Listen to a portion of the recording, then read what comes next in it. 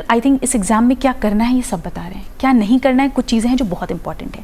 पहली चीज़ जो मुझसे गलती हुई कि सिलेबस को बिना समझे properly I stepped into the preparation, तो ये गलती तो नहीं करनी है। पहले सिलेबस उठाएं, मेंस का बहुत ही डिटेल सिलेबस यूपीएससी ने दिया है, हमें ये देखना चाहिए। उससे ये पता चलता है क्या पढ़ना है। अब आता है सवाल कितना पढ़ना है।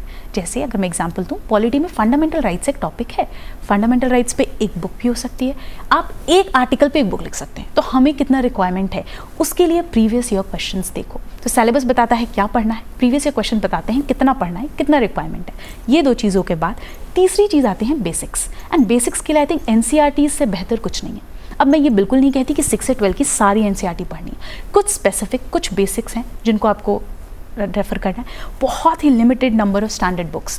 क्योंकि आई थिंक एक मुझसे जो गलती हुई कि वो मैं बहुत सोर्सेज को रेफर करती थी। अब जिस सब्जेक्ट से डर लग रहा है, जैसे हिस्ट्री वीक है तो हिस्ट्री के लिए मैंने कम से कम 10 किताबें पढ़ ली हैं। आप उसको कंसोलिडेट नहीं कर पाओगे, आप उसको रिवाइज नहीं कर पाओगे, तो अल्टीमेटली उस नॉलेज का कोई यूज़ नहीं है। तो ये भी मैं कहूँगी कि बहुत ही मिनिमम बुक लिस्ट रखो।